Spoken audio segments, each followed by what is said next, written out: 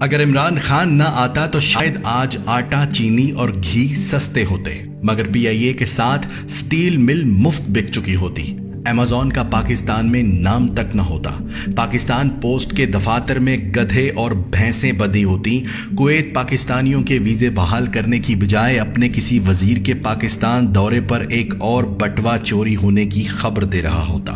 اگر ہمارا کوئی وزیر خارجہ ہوتا بھی تو ایسی چپ لگی ہوتی کہ فلسطینیوں کا ساتھ دینے کی بجائے نتن یاہو سے ہمدردی کر رہا ہوتا۔ مودی کو اس سال بھی آموں کی پیٹیاں اور اس کی ماں کو ساڑیاں بھیج رہے ہوتے۔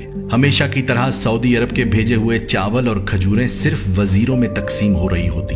راولپنڈی رنگ روڈ اور بھی لمبا ہوتا اور اس پر انکوائری کا حکم دینے کی بجائے صحافیوں کو چپ رہنے کے لیے لفافے تقسیم ہو چکے ہوتے۔ کسی جج کی بیوی کے اثاثے سامنے نہ آتے۔ ہزاروں پاکستانی پردیسی جن کو عمران خان حکومتی خرچے پر پردیس کی جیلوں سے نکال لایا، آج بھی وہیں گل سڑ رہے ہوتے۔ نہ کوئی پی ڈی ایم ہوتی، نہ نون لیگ بے نظیر کی قبر پر پھول پھینکتی، نہ زرداری کو کوئی جیل میں ڈالتا اور نہ نیب کی کوئی مجال ہوتی۔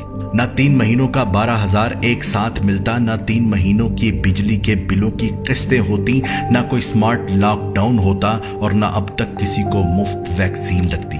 ریلوے کی زمین پر آج بھی سیاستدانوں کے اپنے پیٹرول پمپ ہوتے اور کسی کی جرت نہ ہوتی کہ وہ کچھ بول بھی سکے۔ پردیسیوں کی شکایت پر کبھی وزیر اعظم اپنے تمام سفیروں کو لائیو سیشن میں بلا کر چھترول نہ کرتا، بلکہ جن پردیسیوں کی کمائی پر یہ ملک چل رہا ہے ان کی شکایتوں کے باوجود ان پردیسیوں کو ان کے حال پر چھوڑ دیتا۔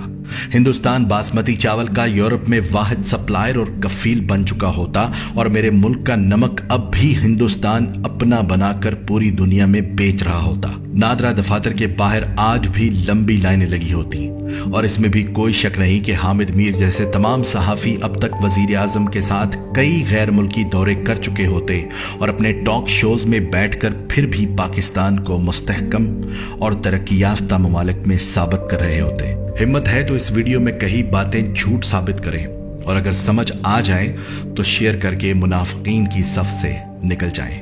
پاکستان زندہ باد۔